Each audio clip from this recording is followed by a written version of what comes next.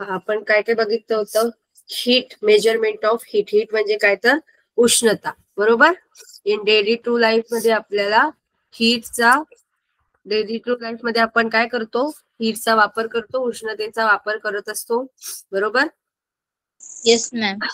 Yes yes yes.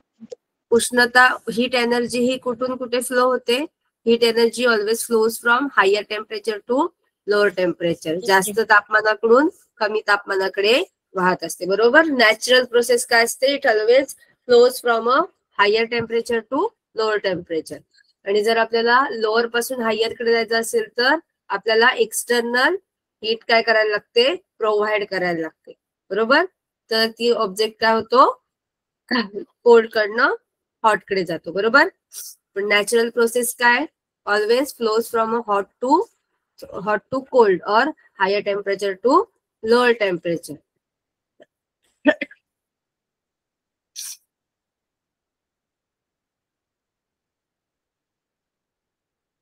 Sources काय काय बघितले होते आपण.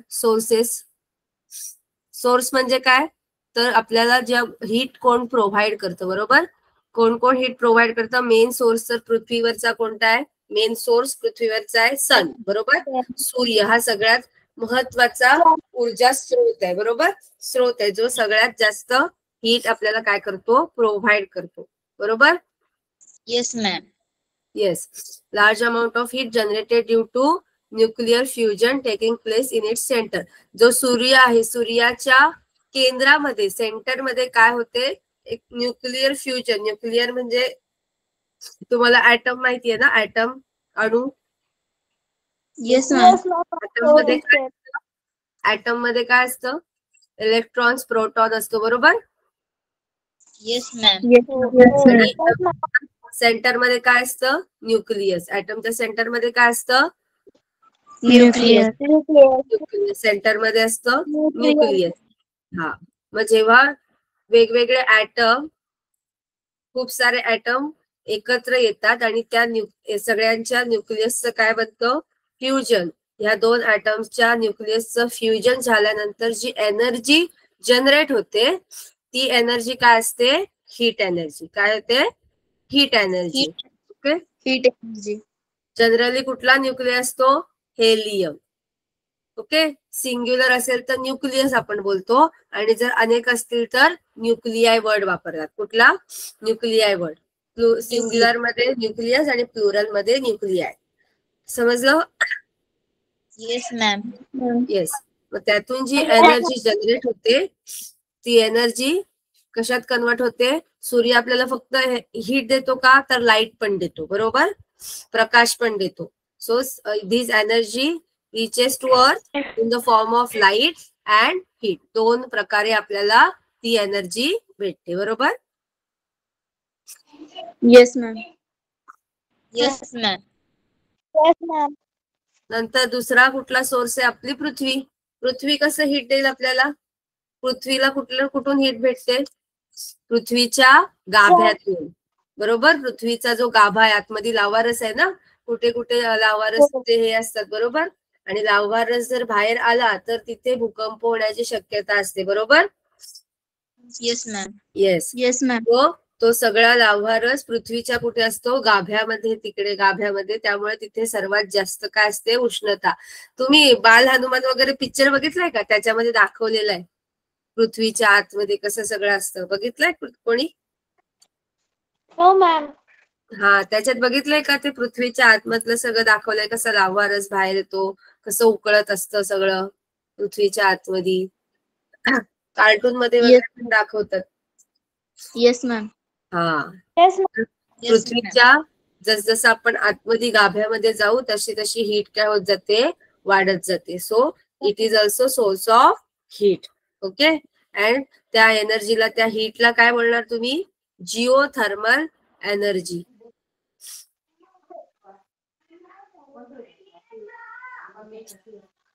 त्या एनर्जीला काय बोलणार, geothermal Geothermal. Thermal energy. Yes. Energy. हे लक्षात ठेवा, हे तुम्हाला याला येऊ शकतं. कशाला?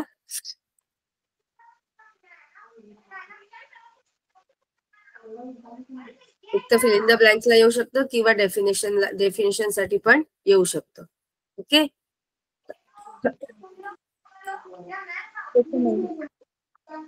दुसरी थर्ड वन सोर्स कोणता आहे तर बघा, थर्ड वन सोर्स आहे केमिकल एनर्जी. केमिकल एनर्जी कुठून मिळते? केमिकल एनर्जी कुठून भेटते आपल्याला? आपण रोज गाड्या चालवतो बरोबर, त्या गाड्यांमध्ये आपण काय टाकतो? फ्युएल टाकतो बरोबर. मग तुमच्या आजूबाजूने जरी गाडी गेली तरी तुम्हाला हीट जाणवते ना, बरोबर? Yes, ma'am. हा, मग त्याच्यामध्ये जे फ्युल असतं ते फ्युल काय होत असतं? आतमध्ये बर्न होत असतं बरोबर, जळत असतं. मग due to this burn chemical reaction होत असते. कशामध्ये? फ्युएल आणि हवेमधल्या ऑक्सिजन मध्ये. आणि त्या रिॲक्शनमुळे काय होत असतं? त्या रिॲक्शनमुळे हीट जनरेट होत असते. इव्हन दो आपण लाकूड जाळल्यावर पण हीट प्रोड्यूस होते. कोळसा जाळल्यावर पण काय होते? उष्णता तयार होते बरोबर. सो तिसरा सोर्स काय आहे? Chemical energy. आता ही केमिकल एनर्जी ही आपल्यामुळे प्रोड्यूस करतो, ही आपण हे करतो बरोबर. फ्युल्स कोण जाळतं? आपण जाळतो. ही नॅचरल प्रोसेस होत नाही. ओके. पण कधी कधी खूप उन्हाळा असतो बरोबर, खूप तापमान जेव्हा वाढतं तेव्हा जंगलाच्या ठिकाणी, आता जास्त आग लागत नाही, पण जंगलाच्या ठिकाणी काय होतं? खूप साऱ्या उष्णतेमुळे काही जी झाडं असतात त्या झाडांचं एकमेकांमध्ये, म्हणजे जर सुकलेला पेंडा वगैरे असेल तर त्या एकमेकांच्या घर्षणातून आणि उष्णतेमुळे पण आग लागण्याची शक्यता असते. त्यामुळे आता जंगल पण कमी झालेले आहेत आणि उष्णता, पहिल्याच्या काळी जे डोंगरावर आग लागायच्या ना बरोबर, Yes, काही ma'am. हा, तर जंगलात काही अशा वनस्पती असतात ज्यांच्या घर्षणामुळे काय होतं आणि उष्णतेमुळे ती आग पसरत जाते जंगलामध्ये. ओके. सो तुम्ही कधी कधी जर तो वणवा, आपण बोलतो वणवा लागतो, तो कशामुळे लागतो? तर त्या ह्याच्यामुळेच लागतो वणवा. त्याच्यामुळे तर उष्णता जर खूप जास्त प्रमाणात असेल आणि जर कोणत्या वनस्पतींची, झाडांची जर घर्षण झाले एकमेकांवर, तर त्याच्यामुळे काय होतो? वणवा लागण्याची शक्यता असते. ओके. तर ह्याला बोलतात केमिकल एनर्जी, जी कशामधून तयार होते? वूड म्हणजे लाकूड, कोल म्हणजे कोळसा, पेट्रोल आणि डिझेल असेल तर त्यातून निर्माण होणारी chemical energy. Okay. Even though industries मधून ज्या बाहेर धूर पडतो बरोबर, तिथून जे वेगवेगळे गॅसेस पडतात इंडस्ट्रीज मधून, तिथून पण काय होते? हीट जनरेट होत असते. इव्हन दो आपल्या घरात जो फ्रीज असतो बरोबर, रेफ्रिजरेटर असतो, त्यातून पण हीट बाहेर पडत असते. Yes, Yes, ma'am. ma'am. Yes, ma'am. कोणते अप्लायन्सेस आपल्या घरात असतात? एसी असतो. आपण एसी जेव्हा एसीची हवा आपण घरात गार घेत असतो तेव्हा बाहेर कुठली हवा सोडतो? एसी गरम हवा सोडतो गरम बरोबर. हवा. तिथून पण हीट हवेमध्ये जनरेट होत असते बरोबर. Yes, ma'am. Yes, ma'am. Yes. त्यानंतर इलेक्ट्रिकल एनर्जी. हीटर काय? इलेक्ट्रिक प्रेस, आपण आयर्न इस्त्री करतो बरोबर. इस्त्री काय? Electric energy converted in to heat energy. Electric heater पण काय करतो? आपण त्याला इलेक्ट्रिक एनर्जी प्रोव्हाइड करतो आणि त्याचं कन्व्हर्जन कशात होतं?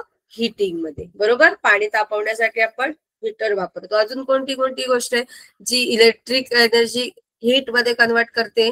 इव्हन दो तुम्हाला मी लास्ट टाइम बल्ब पण सांगितला होता बरोबर. आपण बल्बला इलेक्ट्रिकल एनर्जी देतो, त्याच्यामध्ये कोणती वायर असते? कोणत्या धातूची वायर असते बल्ब मध्ये? आठवते कोणाला? Copper. नाही.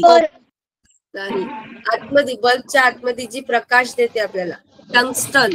कुठला? टंगस्टन. हा, टंगस्टन नावाचा जो धातू आहे त्याच्यापासून ती वायर, आतमधली जी तार असते ना, कशामधली? अशा प्रकारचे आपण काढतो ना, हे बल्ब मधलं स्ट्रक्चर काढतो असं बरोबर. अशा तारा असतात आतमध्ये असतात बल्बच्या. Yes, ma'am. त्या टंगस्टनच्या बनवल्या जातात. त्याला आपण इलेक्ट्रिक एनर्जी प्रोव्हाइड करतो. इलेक्ट्रिक एनर्जी हीट मध्ये कन्वर्ट होते आणि ती तार तापली, खूप तापली का आपल्याला काय देते? प्रकाश देते. ती तार तापली जर आपण पुरेसा तिला सप्लाय दिला नाही आणि ती तार तिला हव्या त्या टेम्परेचर पर्यंत तापली नाही तर आपल्याला प्रकाश भेटत नाही. सो बल्ब असेल किंवा ट्यूबलाइट असतील, ह्या ज्या सगळ्या गोष्टी आहेत त्या electrical energy is converted into heat and also light. Okay, so heat is converted after light. Even though आपण पंखा खूप वेळ चालू ठेवला आणि नंतर बंद केला तर तो गरम होतो. पंखा गरम होतो. Yes ma'am. Even though TV सुद्धा गरम होतो. आपण खूप वेळ चालू ठेवला आणि नंतर बंद कर किंवा आपण जरी चालू असताना त्याच्या जवळ उभं राहिलो तरी हात लावला तरी तो गरम लागतो आपल्याला पाठीमागून. हो मॅम. हो मॅम. इलेक्ट्रिकल एनर्जी कशात रूपांतर होत असते, कशात कन्वर्ट होत असते? विद्युत ऊर्जा कन्वर्ट होत असते तुमची हीट एनर्जी मध्ये, हीट एनर्जी. येस, उष्णतेमध्ये काय होत असते? रूपांतर होत असते. म्हणजे हे चार काय सोर्स झाले. आता पुढे अजून आहेत सोर्सेस, बघू आपण.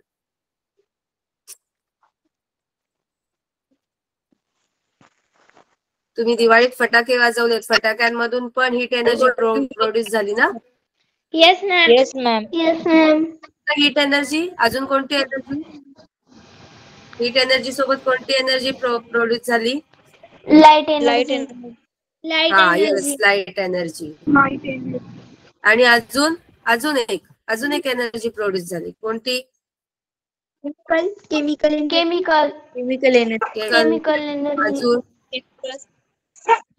तुम्ही फटाके वाजवता, sound energy. Chemical energy produce नाही होत. केमिकल एनर्जी त्याच्यामध्ये असते आणि केमिकल एनर्जीचं रूपांतर आपण हीट एनर्जी मध्ये करतो, लाईट एनर्जी मध्ये होतं आणि साऊंड एनर्जी मध्ये होतं. समजलं? Yes ma'am. हा, येस. त्याच्यामध्ये केमिकल आपण भरलेलं असतं. म्हणजे जी दारू असते त्यात जो हे असतं ते केमिकल असतं आणि ते केमिकल कशात कन्वर्ट होतं? तर हीट, साऊंड आणि लाईट मध्ये. मॅम, एअर एनर्जी पण कन्वर्ट. येस, काय काय एअर एनर्जी कन्वर्ट होती ना? Air energy. एअर काय? Air energy? Air is not energy. Air energy नाहीये.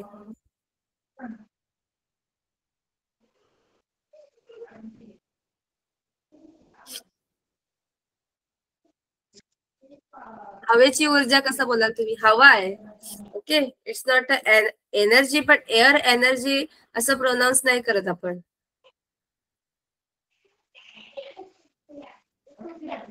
आय थिंक एअर पोल्युशन असेल. हा, एअर पोल्युशन असतं. Yes ma'am.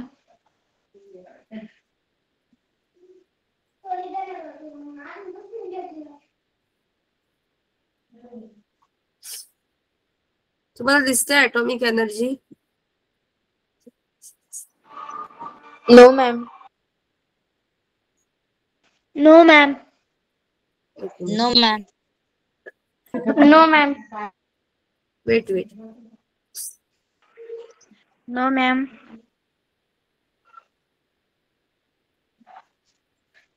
मॅम, याच्यातलं काही लिहायचं आहे का? नाही, अजून काही लिहायचं नाही.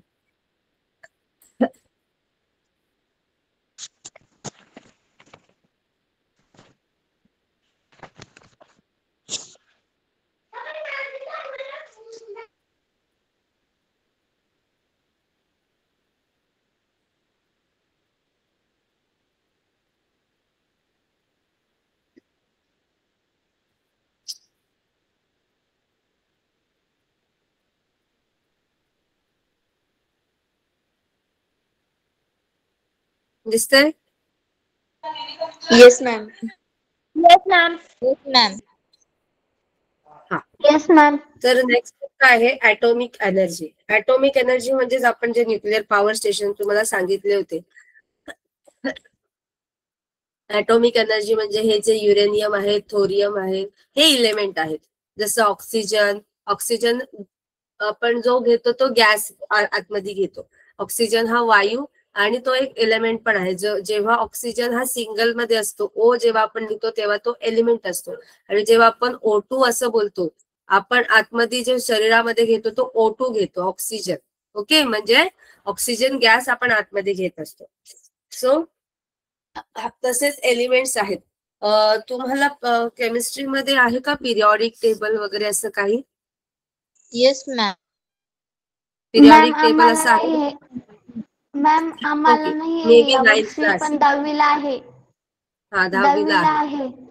तुम्हाला माहितीये पण काय असतं ते वेगवेगळे इलेमेंट, जसं की हायड्रोजन आहे, हेलियम आहे, त्यानंतर कार्बन आहे. आपण कार्बन डायऑक्साईड हा गॅस आहे, पण कार्बन हा सेपरेट काय आहे, इलेमेंट आहे.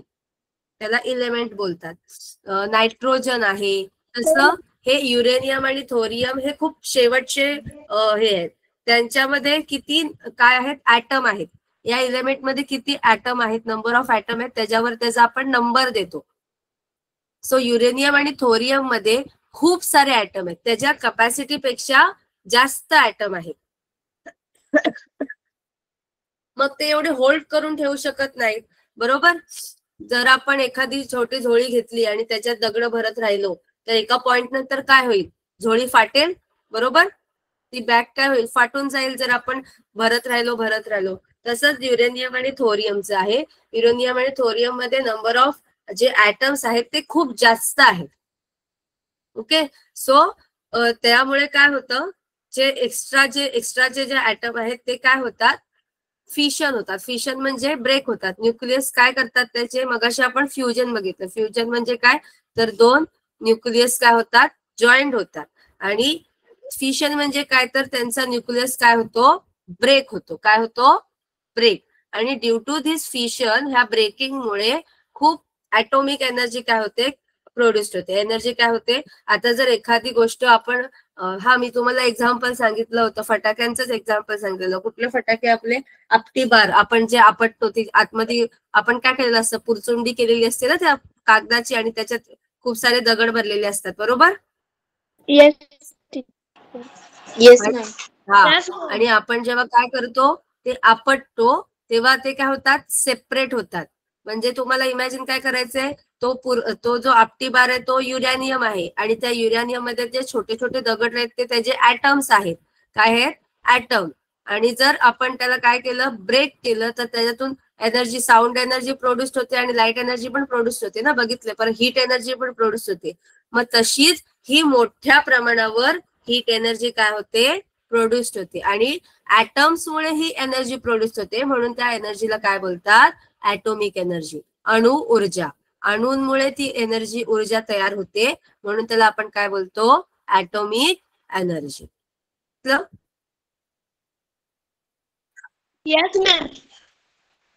Yes ma'am. जी आपण न्यूक्लिअर पॉवर स्टेशन मध्ये काय करतो, अणु ऊर्जा केंद्र तुम्हाला सांगितलेलं ना मागे, अणु ऊर्जा संशोधन केंद्र, आपण बोललेलो की शोधा तुम्ही, बरोबर. तुम्ही शोधून पण काढलेले. तर त्यासाठी न्यूक्लिअर पॉवर प्लांट काय केले जातात, कन्स्ट्रक्ट केले जातात, जिथे मोठ्या प्रमाणात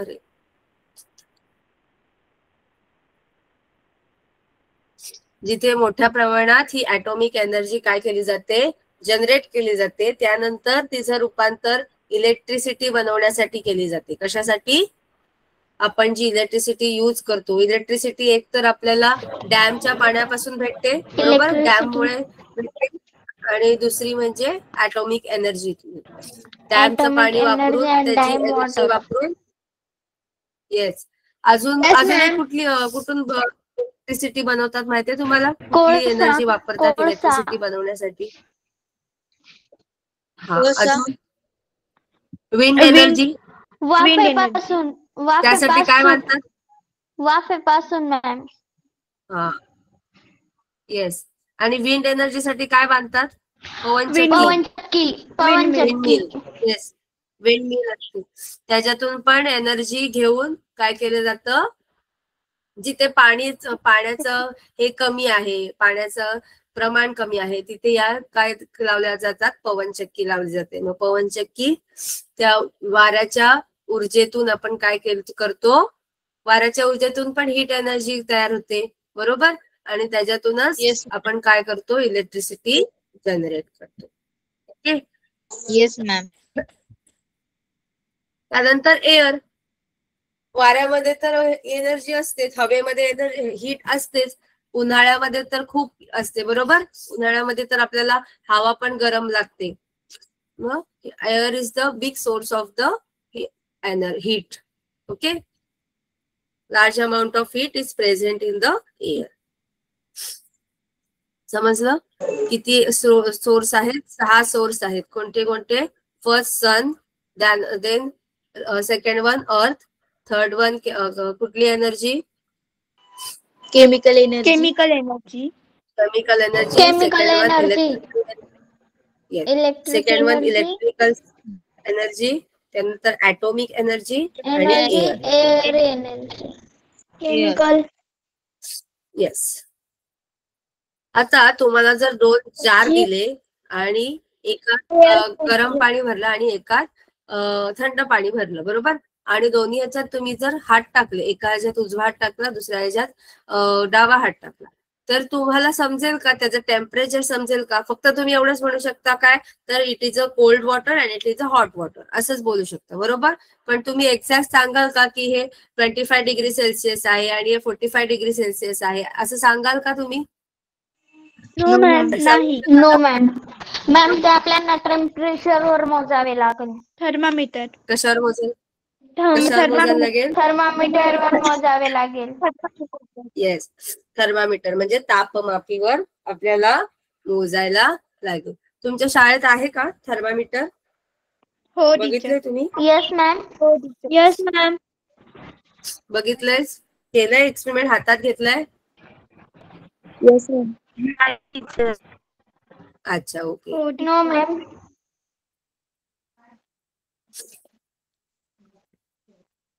टीचर.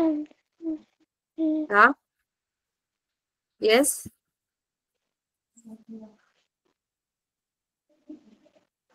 आपलं पोटेन्शियल एनर्जी आणि कायनेटिक एनर्जी झालंय ना. काय असतं पोटेन्शियल एनर्जी माहितीये तुम्हाला? काय असतं पोटेन्शियल एनर्जी आणि कायनेटिक एनर्जी? गतीज ऊर्जा आणि स्थितीज ऊर्जा. काय असते स्थितीज ऊर्जा? काय असते पोटेन्शियल एनर्जी? जे हे खूप वेळ थांबू शकते म्हणजे स्थिर ऊर्जा. म्हणजे सपोज आपण आता सपोज तुम्ही हातात रबर बँड घेतला, बरोबर, आणि रबर बँडला तुम्ही ताणलं, म्हणजे धरून ठेवलं, होल्ड करून ठेवलं, बरोबर. जस तुम्ही होल्ड करून ठेवले तोपर्यंत त्याच्यात कोणती एनर्जी असणार आहे? Potential energy. कोणती असणार आहे? Potential energy. पोटेन्शियल आणि एनर्जी. जसं तुम्ही त्याला सोडाल, बरोबर, जसं तुम्ही त्याला सोडून द्याल तसं तो मुवमेंट करेल. सोडाल म्हणजे तो काय होईल? मूव्ह होईल. आणि जेव्हा मुव्हिंग एखादा पार्टिकल मूव्ह होत असतो तेव्हा त्याच्यामध्ये काय असतं? Kinetic energy. कोणतं असतं? Energy. Kinetic energy. Potential energy म्हणजे स्टोरिंग एनर्जी, जे स्टोर करते, जी एनर्जी स्टोर होत असते ती पोटेन्शियल एनर्जी असते, बरोबर. आपण एखादा चेंडू वरती टाकतो, बरोबर, आणि हाईट वर गेल्यावर त्याच्याकडे जी असते ती असते पोटेन्शियल एनर्जी. चेंडू बॉल जेव्हा हाईट वर जातो, बरोबर, हाईट वर जो एकदम मिनिमम सेकंड साठी तो थांबतो तिकडे, त्यासाठी ते कोणती एनर्जी असते? तर पोटेन्शियल एनर्जी. आणि त्यानंतर स्पिननी जेव्हा तो खाली येतो तेव्हा त्याच्यात असते कायनेटिक एनर्जी. काय असते? Kinetic energy. Kinetic energy. Yes. So kinetic energy म्हणजे when an object is moving it possesses kinetic energy, आणि व्हेन एन ऑब्जेक्ट स्टोर करत असतो किंवा इट ऍट रेस्ट, जेव्हा ऑब्जेक्ट रेस्ट मध्ये असतो तेव्हा त्याच्याकडे कोणती एनर्जी असते? Potential energy. इव्हन तो आपण स्प्रिंग जरी घेतली, स्प्रिंगला आपण काय केलं? कंप्रेस केलं. स्प्रिंग आपण कंप्रेस करून ठेवली तर तेव्हा तिच्याकडे कुठली एनर्जी? Potential energy. आपण आणि तिला आपण सोडून दिली. आणि आपण कायनेटिक तिला सोडून एनर्जी. दिलं तर काय होईल? Kinetic energy. एनर्जी. सो इथे तुम्हाला कायनेटिक एनर्जीचा अभ्यास करायचा आहे, कारण टेम्परेचर आणि कायनेटिक एनर्जीचं रिलेशन आहे. आता कायनेटिक एनर्जी म्हणजे मूव्हिंग, बरोबर. मग आपण जेव्हा एखाद्या ऑब्जेक्टला काय करतो, हीट देतो. तर सपोज तुम्ही बघा, पाण्याला हीट दिली, पाण्याला तुम्ही उकळवलं तर तुम्हाला ते बुडबुडे वगैरे दिसतात पाण्यात, बरोबर. उकळतं, आपण कसं समजतं आपल्याला पाणी उकळलंय, बॉईल झालंय?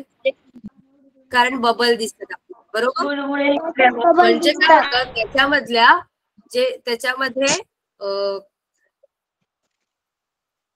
त्याच्यामध्ये ऍटम्स असतात, त्याच्यामध्ये जे ऍटम्स असतात ते काय होत असतात, मूव्ह व्हायला स्टार्ट करतात. काय होतात? मूव्ह होतात. तिकडून काय होतात? मूव्ह होतात. ऑलरेडी ते मुव्हिंग मध्ये असतात, बट जेव्हा आपण त्याला हीट प्रोव्हाइड करतो तेव्हा ते फास्ट मूव्ह करतात. फास्ट मूव्ह करतात म्हणजे कायनेटिक एनर्जी काय होणार तुमची? इन्क्रीज होणार. काय होणार? इन्क्रीज होणार. इंक्रीज. मग कायनेटिक एनर्जी इन्क्रीज होणार. इन्क्रीज होणार. टेम्परेचर पण काय होतं? इन्क्रीज होतं. म्हणजे कायनेटिक एनर्जी आणि टेम्परेचर Increase यांचं होतो. रिलेशन डिरेक्टली प्रोपोर्शनल आहे. कसं आहे? डिरेक्टली प्रोपोर्शनल, समांतर. म्हणजे Directly proportional. एनर्जी वाढवली, कायनेटिक एनर्जी वाढते म्हणजे तुमचं टेम्परेचर पण काय होतंय? वाढते, बरोबर. बघा, तुम्ही सुद्धा जोरात खूप धावलात तरी तुम्हाला पण हीट जाणवते ना, तुमच्या अंगामध्ये हीट गरम होतं ना तुम्हाला पण. Yes, ma'am. हा, म्हणजे when we increase the kinetic energy, our temperature also increases. Okay, समजलं? Yes, ma'am. Yes, ma'am. Yes, ma'am. So तुम्हाला हे स्टेटमेंट ह्याच्यामध्ये येऊ शकतं, फिल इन द ब्लँक्स मध्ये. Higher the temperature, higher the kinetic energy. Lower the temperature, lower the kinetic energy. आणि kinetic energy higher म्हणजे तुमची वेलॉसिटी पण काय असणार आहे? हायर असणार आहे. 3 टर्म लक्षात ठेवायचे. कुठलं? एक तुमचं टेम्परेचर येईल, त्यानंतर काय येईल? Kinetic energy. Kinetic energy. त्यानंतर काय येईल? नंतर काय येईल? वेलॉसिटी. Velocity. बरोबर. वेलॉसिटी जास्त आहे म्हणजे कायनेटिक एनर्जी जास्त आहे. कायनेटिक एनर्जी जास्त आहे म्हणजे टेम्परेचर काय आहे? वेलॉसिटी कसली? ऍटम्सची. वेलॉसिटी कसली? ऍटम्सची. हा एक तुमचा सपोज एलिमेंट आहे आणि त्या एलिमेंटचा ऍटॉमिक नंबर 9 आहे. मग ते ऍटम्स असे अरेंज होणार. हा एक ऍटम, ह्याचा हा न्यूक्लियर, हा एक ऍटम, हा एक ऍटम. त्या ऍटम मध्ये अजून काय असणार आहे? तुमचे न्यूक्लियस. ओके. Yes, ma'am. आता इथे स्प्रिंग का दाखवले? कारण मी तुम्हाला मगाशी सांगितलं, स्प्रिंग सारखं का स्ट्रक्चर दिले? Kinetic energy. कारण ते काय होत असतात? कोलिजन होत असतात. ऍटम्सचे काय होत असतात? कोलिजन. एलिमेंट मध्ये ऍटम्सचे काय होत असतात? एकमेकांना कोलिजन. कारण आता सपोज आपण हीट केलं तर हा इकडे जाणार रॅन्डमली, हा इकडे जाणार, तर ते एकमेकांना काय करतात? टक्कर देतात, बरोबर. एकमेकांवर आदळत असतात आणि त्या आदळण्यातून पण काय होत असतं? कायनेटिक एनर्जी और हीट काय होत असते? प्रोड्यूस होत असते, बरोबर. Yes, ma'am. Yes, ma'am. Any doubt? No, ma'am. No, ma'am. Kinetic energy समजलं? गतीज ऊर्जा, मराठीत बोलतात गतीज Yes, ऊर्जा. ma'am. ती गतीमध्ये असते. आणि Yes, स्थितीज ऊर्जा जी रेस्ट मध्ये असते, पोटेन्शियल एनर्जी. ओके. आणि ह्या 2 टर्म तर तुम्हाला असणारच आहेत 10th पर्यंत.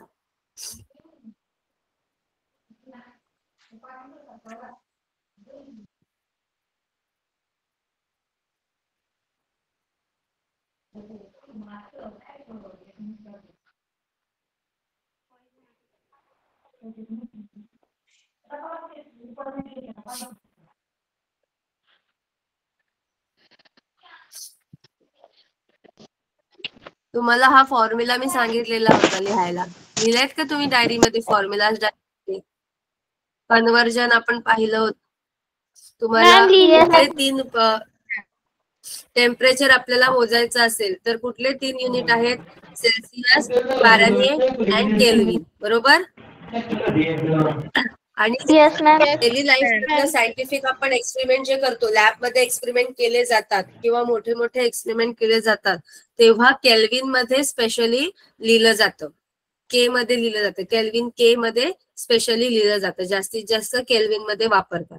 ओके, सो केल्विन म्हणजे काय, तर आपल्याला काय करायचंय, किती ऍड करायचंय सेल्सिअस मध्ये 273.15. आणि तुम्ही जर सपोज म्हणजे नंतर जेव्हा आपण कॅल्क्युलेशन करतो हायर स्टँडर्डला जातो,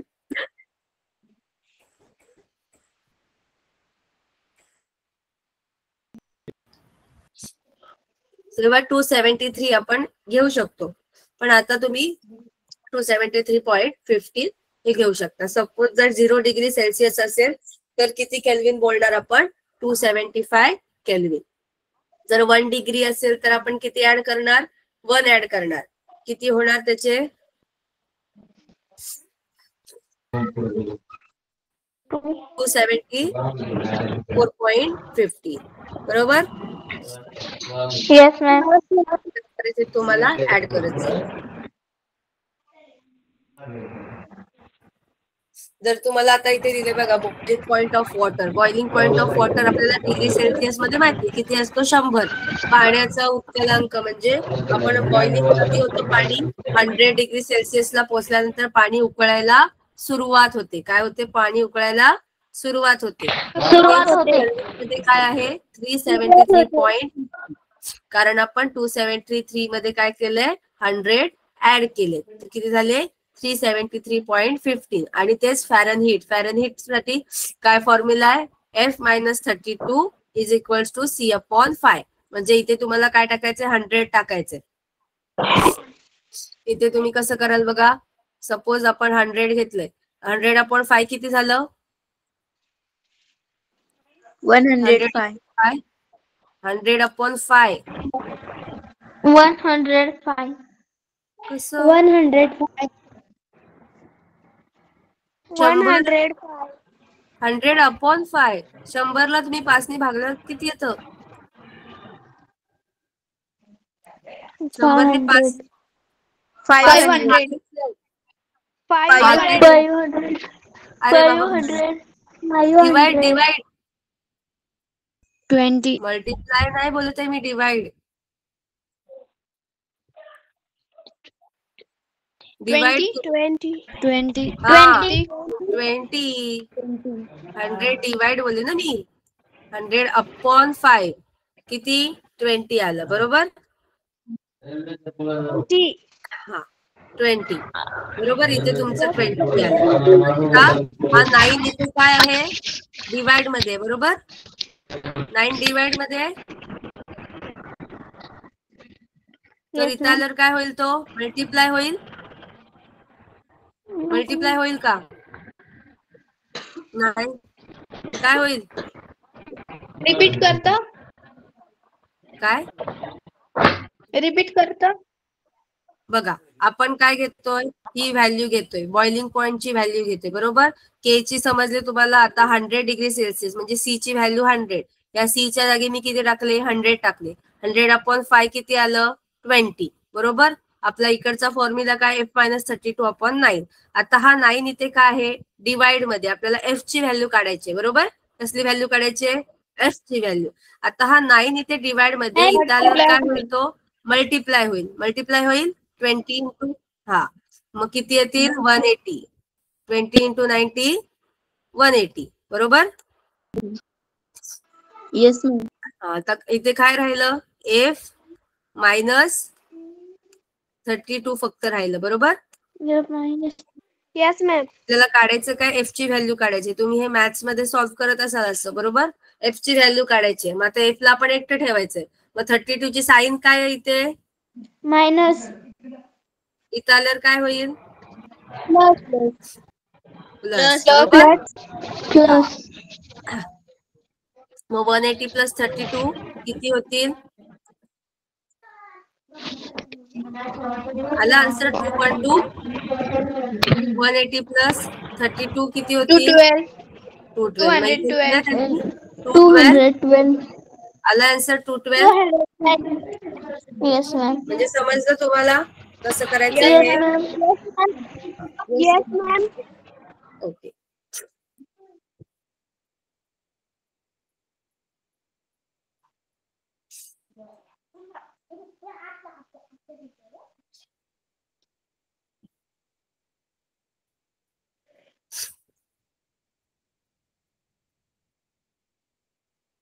तुम्ही हे सॉल्व्ह केलेले आहेत. हवं तर आजच्या होमवर्कसाठी हे सॉल्व्ह एक्झाम्पल, दोन्ही सॉल्व्ह एक्झाम्पल सॉल्व्ह करा बुकमध्ये. सॉल्व्ह एक्झाम्पल हे कशाच्या खालचं, कन्व्हर्जनच्या खालचं, पेज नंबर 97 आणि पेज नंबर 98 वरचं सॉल्व्ह एक्झाम्पल 1 and 2. समजलं? Yes, Okay, ma'am. ma'am. म्हणजे तुम्हाला समजेल कन्व्हर्जन कसं करायचं ते. Page number 97 and 98 solve example. Okay.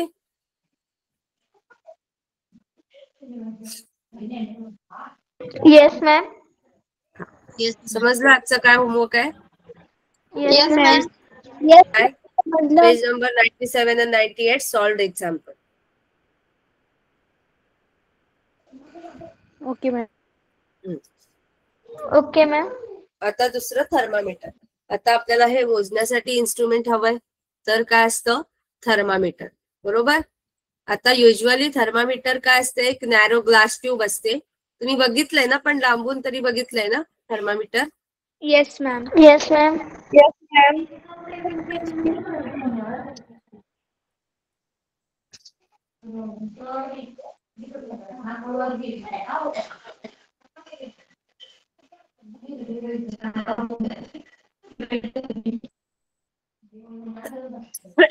तो थर्मामीटर कशापासून बनवलेलं असतं? ग्लास पासून बनवलेलं असतं. बरोबर. ग्लासची एक छोटी ट्यूब असते आणि त्या ट्यूब मध्ये काय असतो? बल्ब असतो. बल्ब म्हणजे बल्ब सारखा आकार असतो आणि तो सिल्वर कलरचा दिसतो. बरोबर. तो कशापासून बनवलेला असतो? Glass. मर्क्युरी, पारा. Mercury. जो सिल्वर कलरचा बॉल असतो ना खाली आतमध्ये, जो तुम्हाला ती लेवल दाखवतो, तापमान वाढल्यानंतर ती लेवल दाखवतो, तो काय असतो? पारा, मर्क्युरी असते. कारण मर्क्युरी हा एकमेव धातू आहे जो कोणत्या ह्याच्यात असतो? लिक्विड फॉर्म मध्ये. माहितीये ना तुम्हाला, सगळे धातू हे सॉलिड आहेत. बरोबर. पण मर्क्युरी हा त्याला काय आहे? Liquid. लिक्विड Liquid आहे. आहे. टीचर हे क्लिनिकल एक्सेप्शन आहे. थर्मामीटर मध्ये असतो ना? कशात? क्लिनिकल थर्मामीटर मध्ये असतो ना? हा, येस. क्लिनिकल थर्मामीटर आणि आपण जे लॅब मध्ये वापरतो त्या थर्मामीटर मध्ये. Laboratory thermometer. हा, येस. लॅबोरेटरी थर्मामीटर आणि क्लिनिक थर्मामीटर. आता मोस्ट ऑफ क्लिनिक मध्ये डिजिटल थर्मामीटर आलेले आहेत. पहिल्याच्या काळी मोस्ट ऑफ तर असेच वापरायचे क्लिनिक मध्ये सुद्धा, पाऱ्याचे म्हणजे मर्क्युरीचे. ओके. पण हा मर्क्युरी जर तुम्ही ओपन एअर मध्ये ठेवलात तर तुम्ही त्याला टच करू शकत नाही, because it is harmful for our skin also. त्यामुळे तुम्हाला तो जास्त त्याला टच करायचं नाही, कारण तो आपल्या स्किन साठी सुद्धा हार्मफुल आहे. म्हणून तो ओपनली शक्यतो ठेवत नाही मर्क्युरी. ओके. तो क्लोज बॉटल मध्येच ठेवला जातो.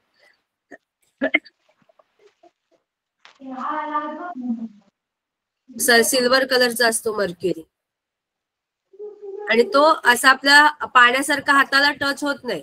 त्याला आपण टच केला ना तर तो काय होत असतो? असा स्प्रेड होत असतो. पाण्यासारखा टच होत नाही आणि आपल्याला समजत पण नाही की तो आपल्या हाताला लागलाय. त्यामुळे जर मर्क्युरी वगैरे सांडला लॅब मध्ये वगैरे, तुम्ही हायर एज्युकेशन मध्ये गेलात तरी केअरफुली तुम्ही हँडल करायचे. ओके. सो इथे बघा, हे इथे असा बल्ब असतो. हा दिसतोय?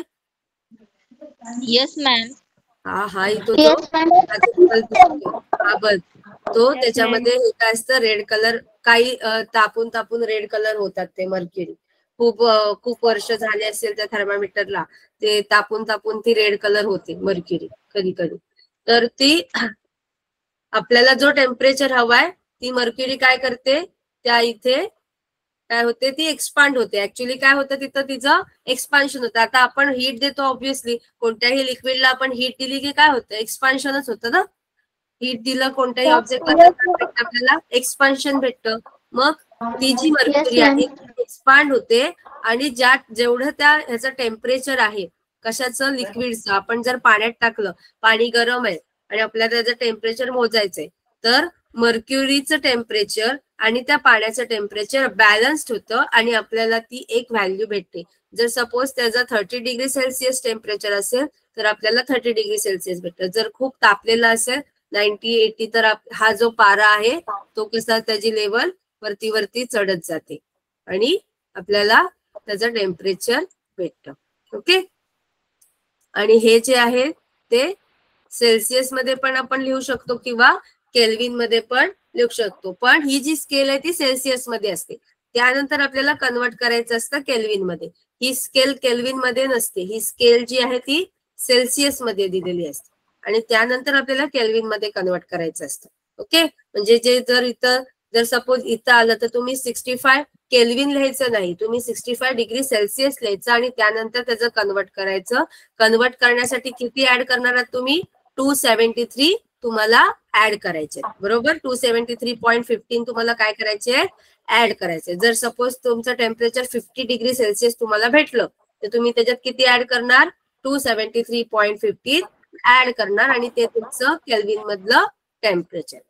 ते स्टँडर्ड टेम्परेचर स्टँडर्ड मेजरमेंट आपण वापरतो ते केल्विन मध्ये वापरतो most of. Okay. Okay ma'am. हे आहे थर्मामीटर. आणि डिजिटल थर्मामीटर मध्ये कशात युनिट असतं? तर फॅरेनहीट मध्ये युनिट असतं. कशात असतं? Fahrenheit unit. तुम्हाला 99 भेटतं ते काय असतं? फॅरेनहीट. काय असतं? जास्त तुम्ही प्रॅक्टिस फॅरेनहीट आणि सेल्सिअसची करा हा, कारण तो जरा फॉर्म्युला वेगळा आहे ना, मोठा फॉर्म्युला आहे. त्यामुळे त्याची प्रॅक्टिस करा. कसली? फॅरेनहीट कन्वर्टेड टू सेल्सिअस और Celsius converted to the Fahrenheit. कारण तो फॉर्म्युला थोडा लेंदी आहे. थोडं लक्षात ठेवून तुम्हाला प्रॅक्टिस करावी लागेल. ओके. Okay ma'am. आणि हा बघा इथे आहे मॅक्झिमम. हा कुठला आहे बघा? Maximum minimum thermometer. म्हणजे दोन्ही आहे. जर एखाद्या ऑब्जेक्टचं आपल्याला दोन्ही टेम्परेचर हवं असेल, दोन्ही साईडला स्केल आहे, म्हणजे आपल्याला त्याचं मॅक्झिमम टेम्परेचर पण भेटणार आणि मिनिमम. दोन्ही साईडला स्केल आहे, बरोबर. इथे पण स्केल आहे आणि इथे पण स्केल आहे. त्यामुळे दोन्ही टाईपचे थर्मामीटर आपल्याला काय भेटतील? मेजरमेंट भेटतील. आणि ही स्केल आहे सेल्सिअस मध्ये. Please mute the mike. आणि ही स्केल कशामध्ये आहे? तर सेल्सिअस मध्ये. ओके. आणि त्यानंतर आपल्याला कन्वर्ट कशात करायला लागतं? केल्विन मध्ये. काय doubt? No ma'am. No ma'am. तुम्ही एक्सरसाइज केलेला आहे ह्याचा? नाही टीचर. No ma'am. ठीक आहे. आज तुम्हाला फर्स्ट 2 ते सॉल्ड एक्झाम्पल करायचे. ओके. 2 सॉल्ड एक्झाम्पल करायचे आणि क्वेश्चन नंबर 1 करायचं. Match the pair. हा, काय करायचंय? Match 2 the solved pair example आणि क्वेश्चन नंबर 1 सॉल्व. एक्सरसाइज मध्ये क्वेश्चन आणि नंबर 1. एक्सरसाइज मधला क्वेश्चन नंबर 1. कोणाचा माईक चालू आहे? ओके. मॅम एकदा अजून सांगा ना. हा, आणि हीटचं युनिट काय आहे? हीटचं युनिट राहिलं आपलं. हीट कशामध्ये मोजतात? टेम्परेचर सेल्सिअस केल्विन आणि ह्याच्यामध्ये मोजतो आपण. हीट कशामध्ये मोजतात? Ma'am Celsius. Temperature kelvin Celsius. Heat not temperature. Heat मोजतात जूल मध्ये. कशामध्ये? जूल. कशामध्ये? जूल. हा, इथे बघा स्पेलिंग आहे, तुम्हाला दाखवतो. Heat measured in a joule. ही बघा, ही स्पेलिंग आहे. मॅम एकदा क्वेश्चन रिपीट करायचा का? दिसली स्पेलिंग? क्वेश्चन रिपीट करता काय? का? क्वेश्चन तुम्हाला सॉल्व प्रॉब्लेम करायचा आहे. Okay. Solve problem page number 97. Solve problem page number 97 आणि 98. आणि त्यानंतर क्वेश्चन नंबर 1 तुम्हाला मॅच द पेअर करायचं.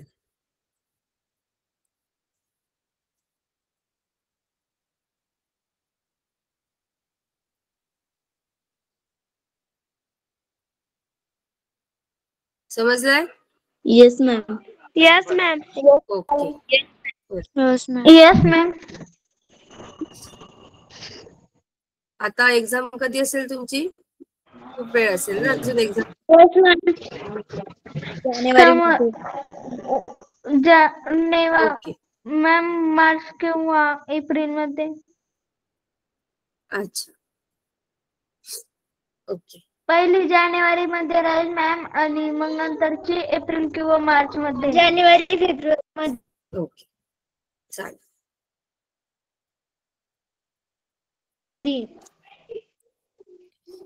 ओके चलो बाय. क्लास आहे तुमचा नंतर? No ma'am. No ma'am. No ma'am. Bye ma'am. Good night. Good night. Good night ma'am. Bye ma'am. Good night. Good night ma'am. Good night. Bye.